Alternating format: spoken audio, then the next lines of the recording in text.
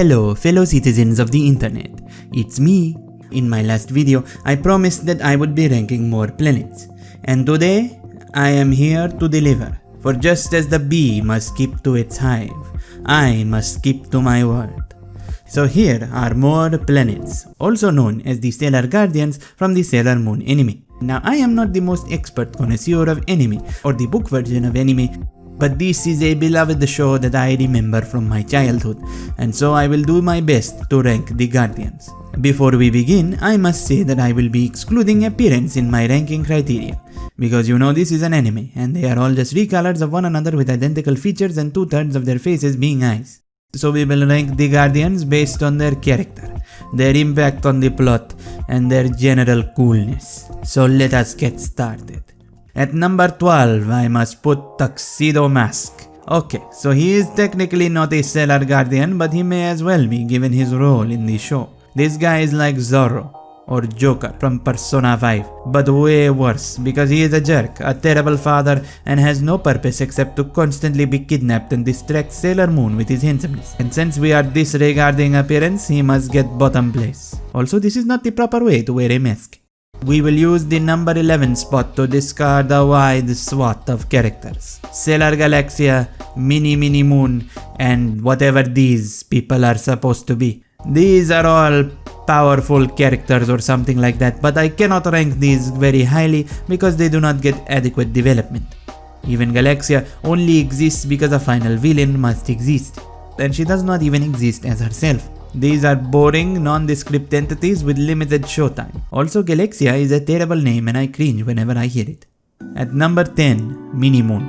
The Sailor Moon series decided that it wanted to roleplay as Star Wars because it brought Mini Moon from the future and made her into a brainwashed major villain. I guess this twist is pretty decent, so she gets above the wide swath of characters that we were discarding before, and she is still cooler than her father Tuxedo Mask, but this character's existence is confusing to me. At number 9, we have Neptune. She is the only Sailor Scout to awaken by herself, but this is not the most important thing.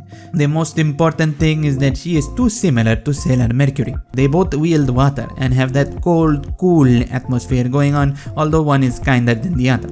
Neptune should have had wind powers. It is the planet of high winds. This was a missed opportunity, and that is why Sailor Neptune only gets 9th place for me.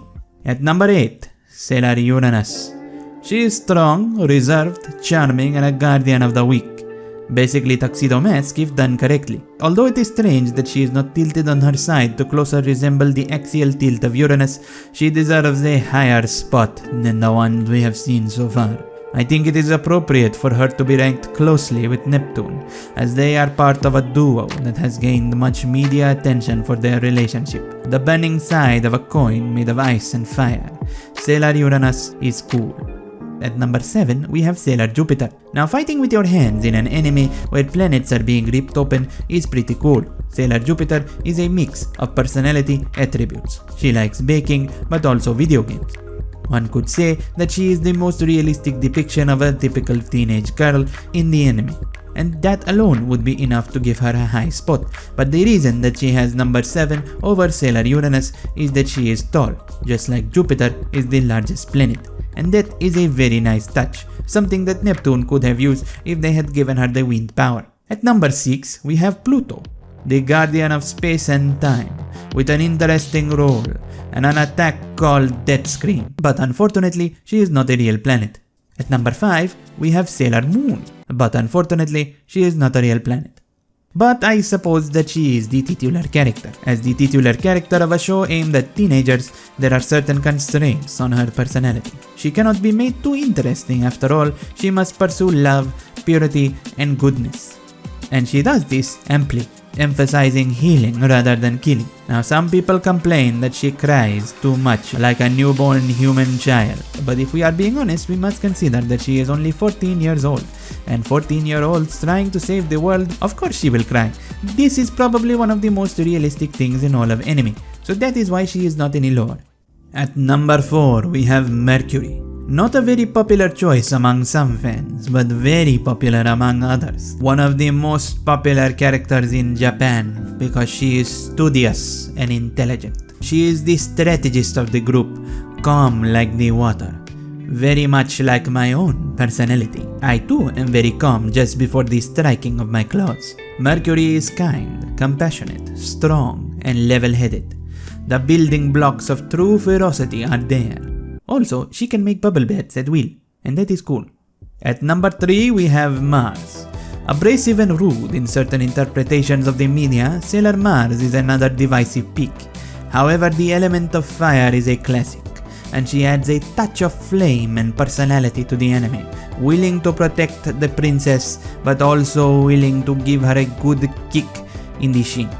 What is anime without personalities clashing? On top of this, she is a nice fiery interpretation of the Shrine Maiden archetype, where I can confidently say that an outfit has become a brand. We are not ranking their appearances, but we must admire her fashion sense. With overalls and red heels, what is not to love? At number 2 we have Sailor Saturn, a deus ex machina in the form of a young girl. She is 12. Well, actually I think she is 8. No, I believe she is 4. Wait, hold on, I am correcting myself, she is 1. Her age changes constantly.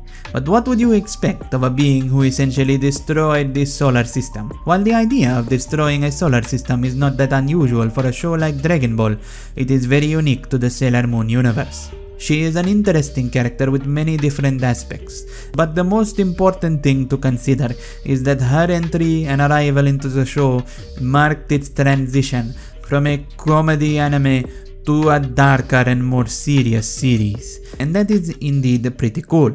And of course, elegant, strong, sassy, and she loves kids. The original Sailor Scout in the manga codenamed Sailor V, and a leader of the Sailor team, she gives up her heroine identity in order to protect the princess, Sailor Moon. Selfless and full of personality, but yet an ordinary teenage girl. Venus is the representation of everything that Sailor Moon the series stands for, and only Venus can take the number 1 spot. She is also a little better than her planet form since she is not basically hell itself.